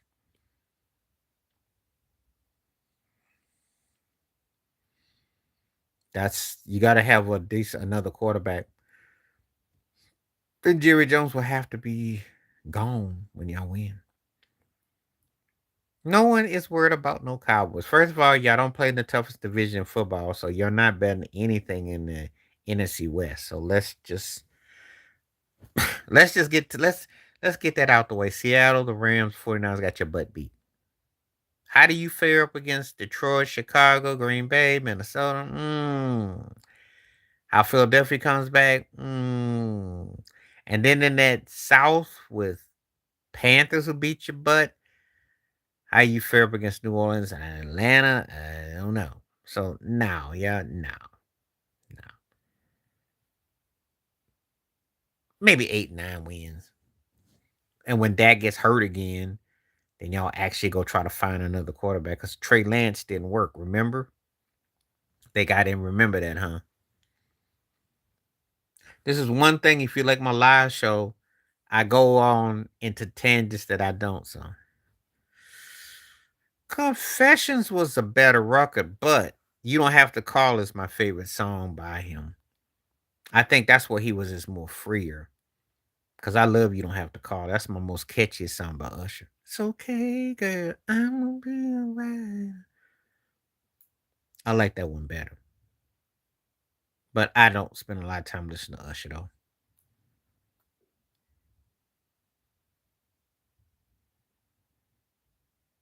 I don't.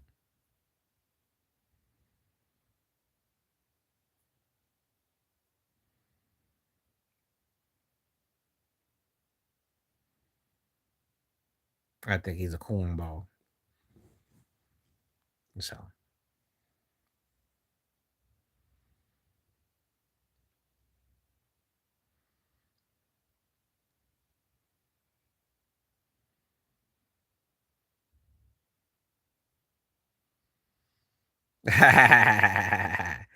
you're going to start for me personally taste Marvin Gaye, bench Ray Charles, and you cut Luther. And I love Luther, but Ray Charles, the father of soul music, is hard. Marvin Gaye, those is levels to it. And I got to take Marvin and Ray over Luther. And I love Luther, but body of work, impact, those two got him beat.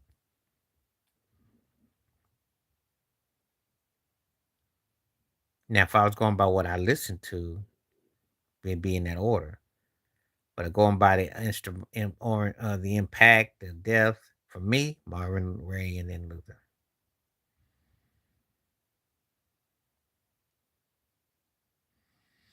Because I do respect my elders and I respect the ones that came before. And I do listen.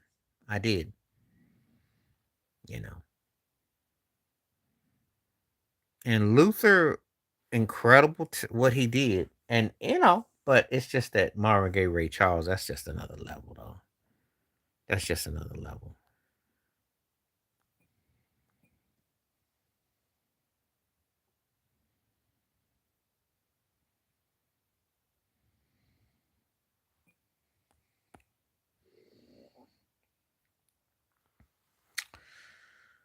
Oh, God. Probably Who Framed Roger Rabbit. Even though I did like all dogs, but I say Roger Rabbit.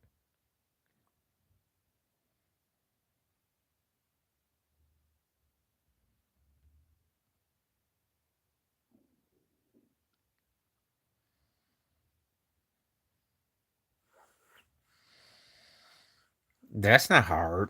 Okay, let me get back on the screen for this one. We're gonna start down the summer.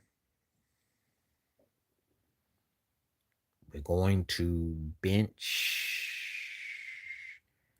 Okay, if I'm honest and I take preferences and everything out the way, we're starting down the summer. We're gonna bench Madonna. We got to cut Tina Marie. If I'm going by overall impact and everything, not on personal preferences, because Madonna's body of work is bigger than Tina Marie's.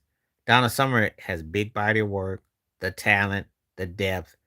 So she got a knock. She's already in automatically because I can use her against the other two. She could cancel out the other two. And I love Tina Marie, but Madonna's got the catalog. Donna Ross is gonna get the start.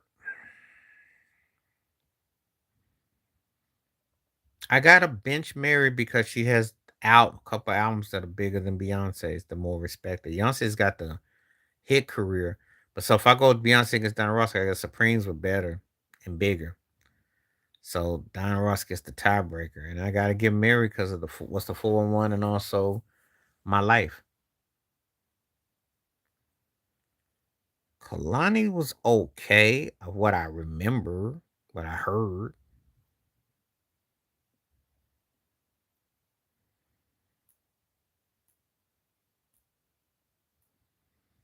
It was all right. I like these ones. They're coming up with some good ones though, Reese. This is pretty good. Had to think for a moment. That's okay.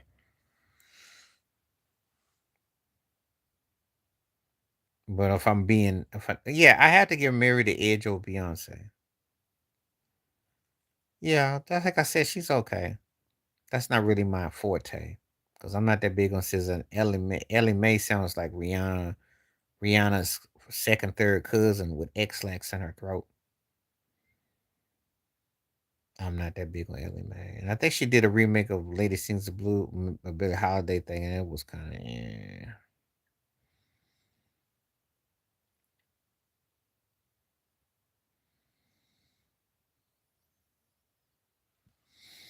yeah. If anybody that's like Ellie Mae, then that alone has put me to sleep. I ain't miss her at all.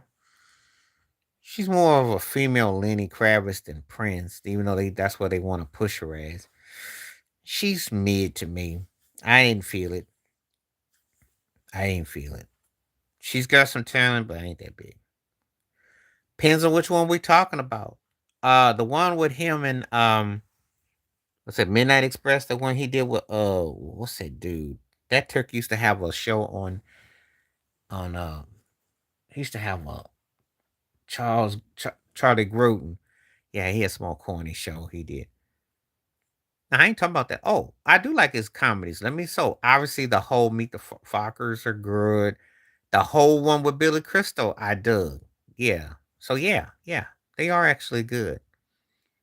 Those were good. Hmm. Those were good. The whole thing with the Steelers and the whole thing with Billy Crystal, I like, and also, yeah. Not that corny, my grandpa, my dirty grandpa. Not that, because that's just some cheap laughs. But yeah, he has some good. He has some good comedies. Hmm. King of Comedy was actually a decent film with him and Jerry. Yeah, I like that.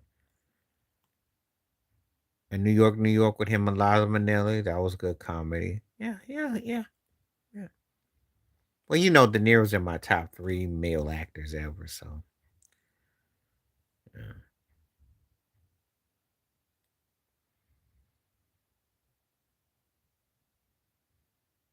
So,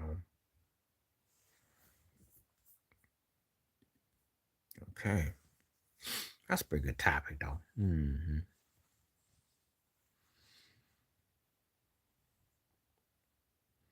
I wasn't that big on her, this like industry plant who's decent, but nothing that I was blown away with.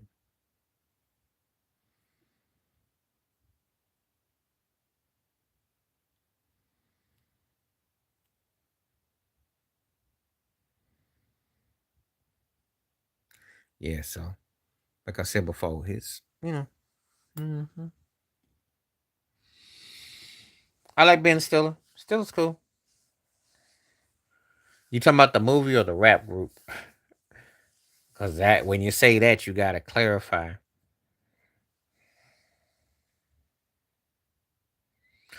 I like some of Ben Stiller. I like something about Mary a lot. He has some stuff. Oh, I think they were underrated. They didn't get all they do. I think Ben Stiller is decent. I think he's like an updated Billy Crystal. Just not as funny, but he happened to have bigger movies, and I think his daddy's last name and connection helped him out a bit. Some things I like, some things I don't. That Zoolander mess is kind of corny. It all depends, but he's legit. I'll say this about Ben Stiller: he's somewhere between, um, um, he's like between Billy Crystal and Pauly Shore. That's kind of how I look at him. That's how I would describe him. And when it works, it looks decent. When it don't, it looks like, oh boy. Yeah, they were all right. They were a bit slightly under.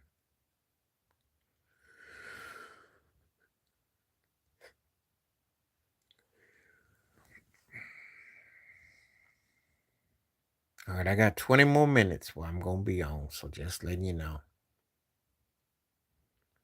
because I'm doing a 2-hour one today, and I won't be back for a couple of days. From here on out, in case anybody wants to watch the videos in the live stream, I'm gonna splice them up, and then when you watch the videos, you can watch.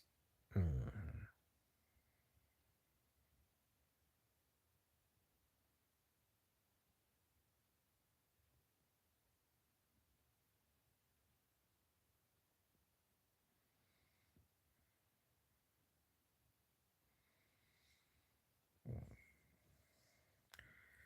yeah, I remember the Lost Boys like yesterday. It's been a while, though. It's like I remember the movie.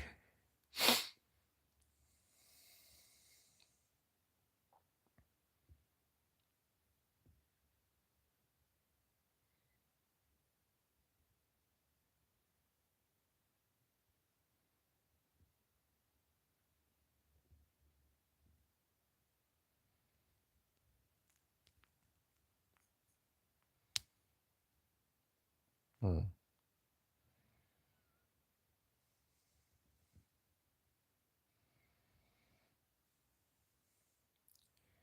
Yeah,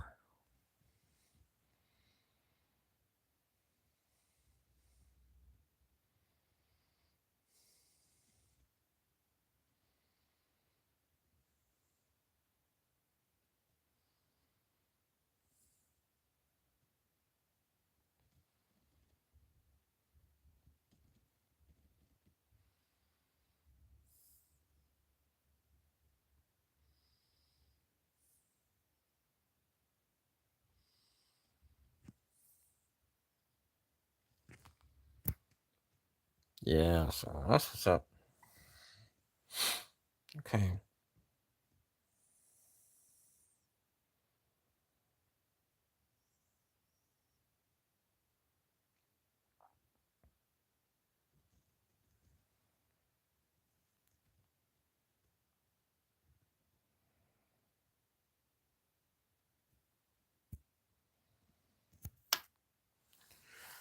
Okay. So see what we got.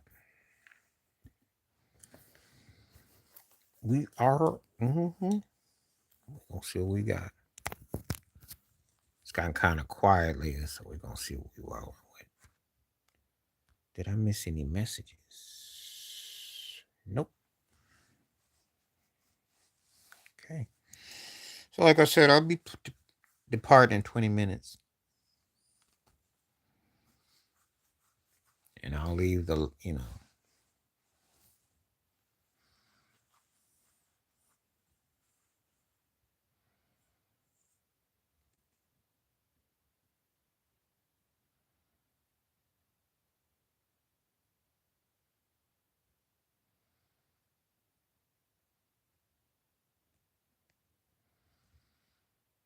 Hmm.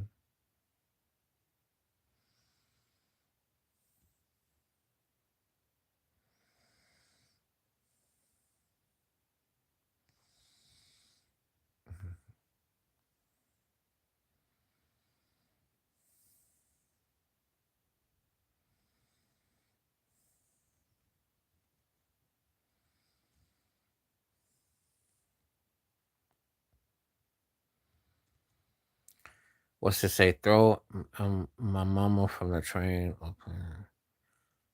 Planes, trains, and automobiles. I think I would.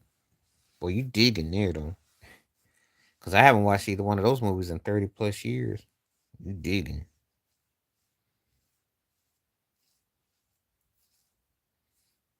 You are digging.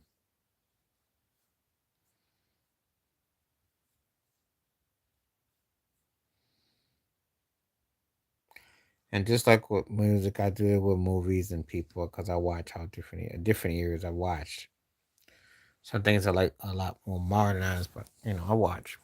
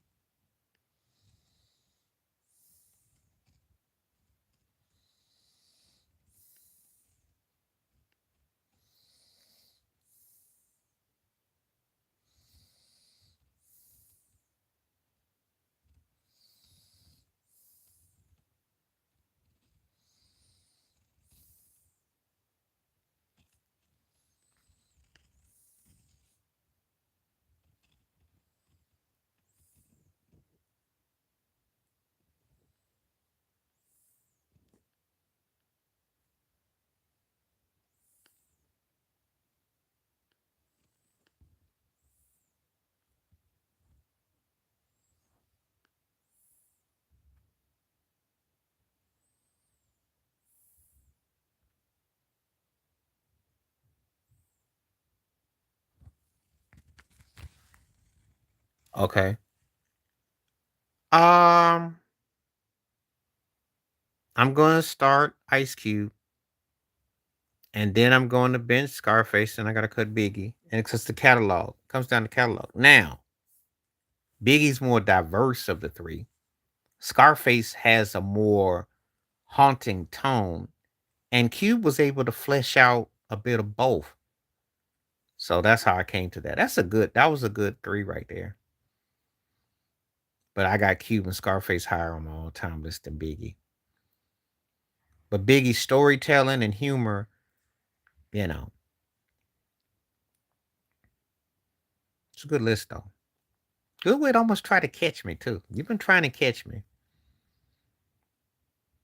I appreciate that though, because that keeps you on your toes. But yeah, I can say that without a doubt. Huge on Cube. Jerry Curl era Cube, yeah. That era of Cube from 88 to 92, he could do no wrong. He was decent in 93, but that 88 to 92 Jerry Curl Cube era, he was on it.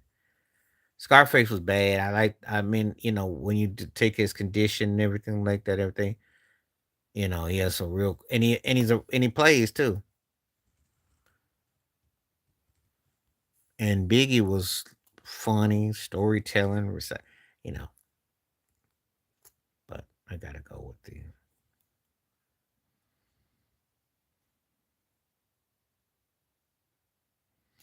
okay.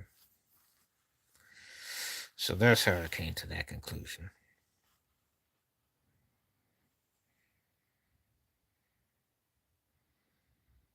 But if all things had been equal, I probably would have taken Biggie. He had a few more albums and body of work. Because I definitely think he could have kept it going. Especially like I said, could have kept it going for what he. Okay, we got about 15 more minutes. Let's make it count.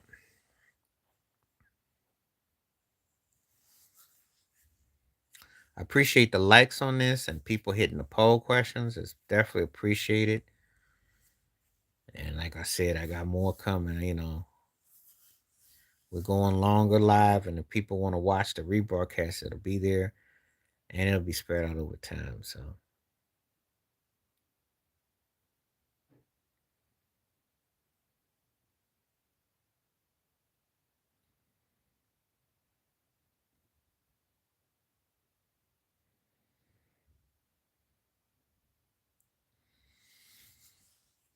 it all depends.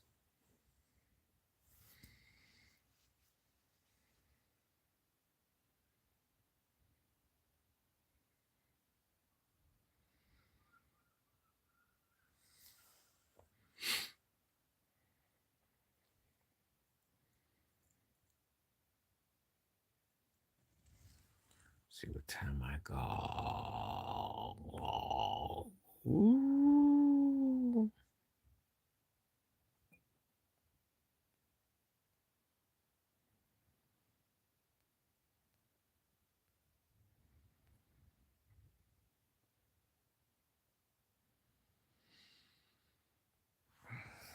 No, he wasn't. No, he wasn't.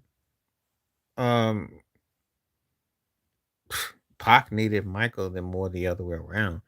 The only persons I'll say this in a dream matchup with Michael Jackson at that stage would have been interesting if he already worked with Biggie, so that was a win. He worked with Tupac. I mean, he worked with Ice Cube. Maybe him and Nas could have been interesting. No, the Tupac one that was missed out on was with him and R. Kelly for I Wish. Because it was there in the verses. So no, I don't see it like that. And maybe he didn't feel that, maybe there was a lot of factors involved. I don't hold it against Michael. I'm gonna say this like this, and it's not that I'm edifying him, but he didn't make too many mistakes as far as his musical. Yeah, Pac died, but they were apparently because if you listen to I wish, the way he was doing the verses was set up for a freestyle with a rapper. He was supposed to work with Pac before he worked with Jay Z. Hmm. So, and I could hear it in the frame because he wrote it like Bone Thugs, the styling.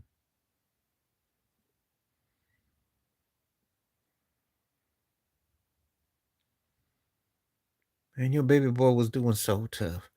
Yeah, Honey Love goes platinum, and y'all don't hear me going down. And the whole verses and the catch was there. That would have worked.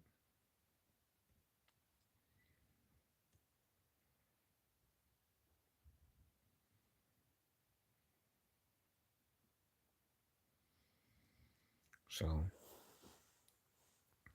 yeah. Well, that would have worked though. Keep your head up because actually they did knocking the boots. So that would have worked. I could have heard that. But Kills and Pac would have been fire.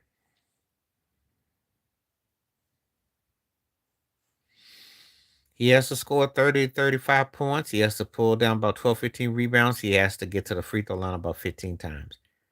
That's in a nutshell. And they have to have Mr. Donut himself, Harrison Barnes, show up to the party. De'Aaron Fox has to score 25 points. He has to act like his job's on the line. They have to play with that urgency. If they sit there and they let Cat dictate and Brunson hasn't really gone off yet. That's the scary part. It's a jailing time. So that's the thing. Depends on who shows up.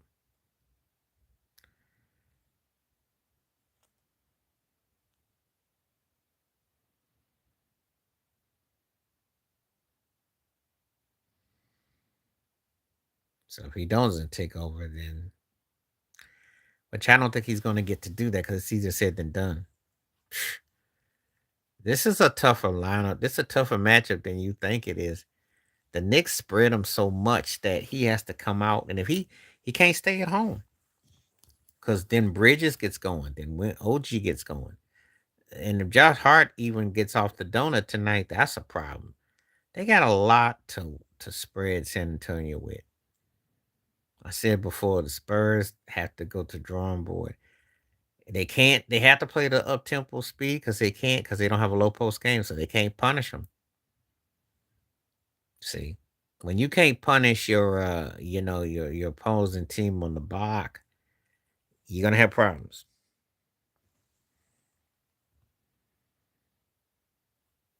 This poll done really gone backwards, so people be lying about how, as usual, the cappers are out.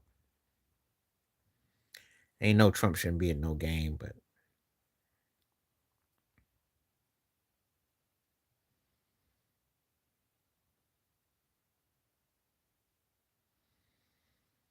yeah. Like I said before, I if the Knicks do what they're supposed to do, they should be fine. They haven't really even played a complete offensive game yet. That's the scary part. But yeah, Wimby has to score 30, 35 points. He has to dominate. He has to get them in foul trouble. He has to do the extra. And like I said, I just don't think, But if he miraculously pull this series out in the next 3 or 4 years, then yeah, he'd be top 5, 6 ever. If he pulls that out, because he'd have to win like three or so in a row. But if he pulls this into legit, it would be like, uh-oh. But I just don't see it because I think they too flawed of a team. I think that their guard play is too inconsistent. Their bench is soft, and he didn't fell in love with the outside shot. And again, he'd have to do too much just to get legit.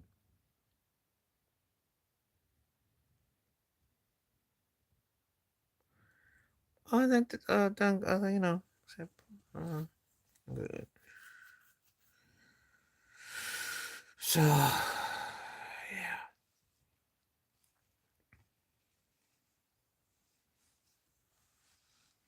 but one game at a time, one possession at a time. That's the key. So we'll see.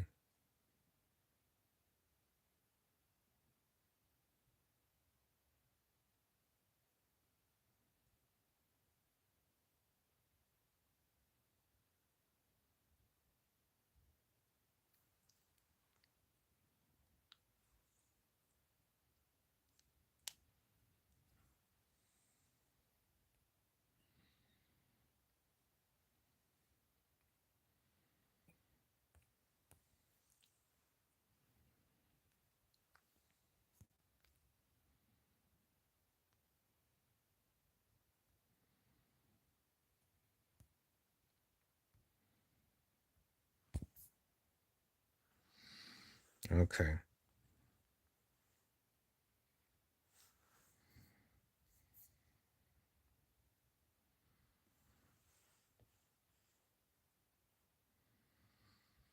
But I got kind of quiet lately, so.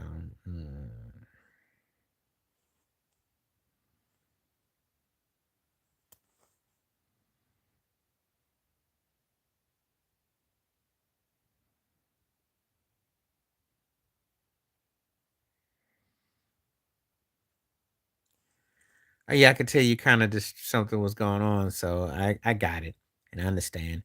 Like I said, I'll be back on in a couple of days. Wednesday, Thursday for sure. Probably if I'm on Wednesday, it'll be a bit later.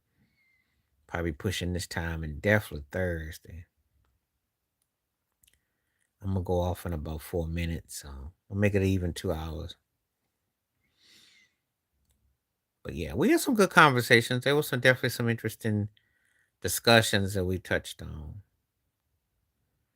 If the Knicks do what they're supposed to tonight, yes. If the Knicks finish them off tonight, and and again, because I think that this is where the Knicks come out more aggressive, and I think Mike Brown is going to say, hey, just come at them. Three wrestlers. Wow, what a question. Ric Flair, Junkyard Dog, and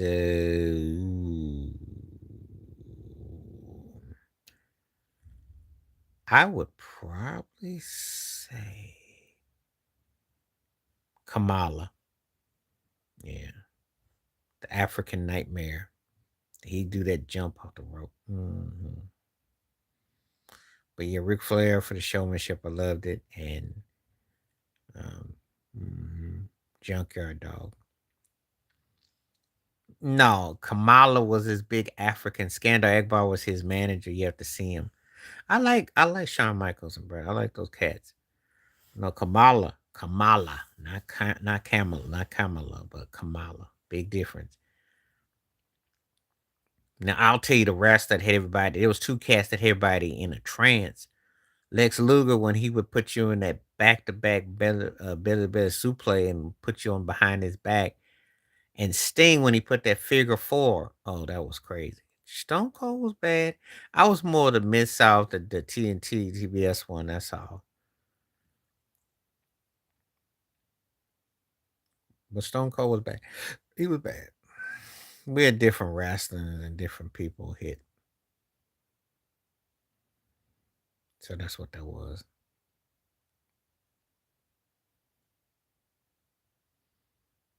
So again, it was different eras. And it also depends on what how far you go back. And I liked a lot of the tag teams too. But the Four Horsemen was my dogs though.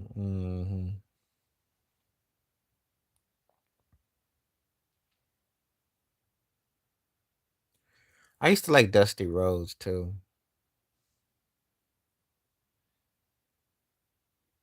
You know, yeah. Different era, different times, but there was some great wrestlers though I dug back in the day. He said he thought I said Kamala Harris. Well, she is a wrestler. She be throwing that hair around like she's getting thrown in the mat.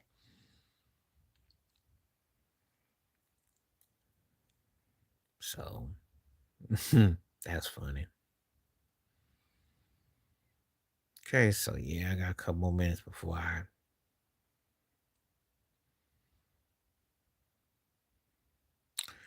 and I yeah. Kind of a low key Monday, but I appreciate when that came through. It was good to come through and get a show in. Yeah, was underrated. Yeah.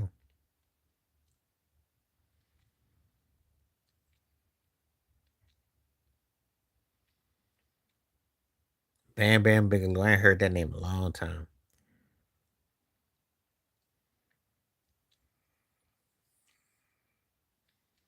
Hmm.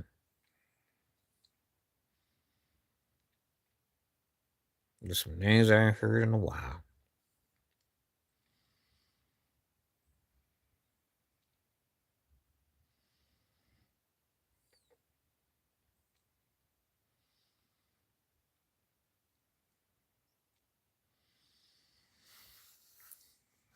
Jake the Snake and Rey Mysterio. I liked a lot of those cats.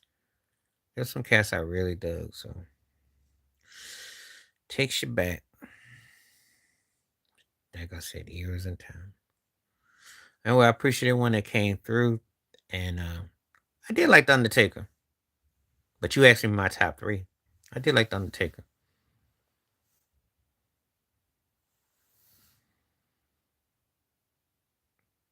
There's a lot of different wrestlers I like.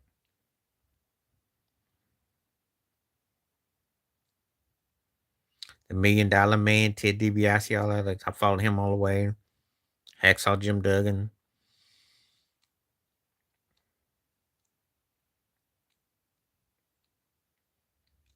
Hmm. Most of the wrestlers I like were like pre OO. But I did see The Rock. He was good. Cena was bad. Hogan was respected once upon a time, but I don't even touch that turkey no more. But once upon a time, you know. There's a lot of guys, like I said, it depends what era wrestling you come watching.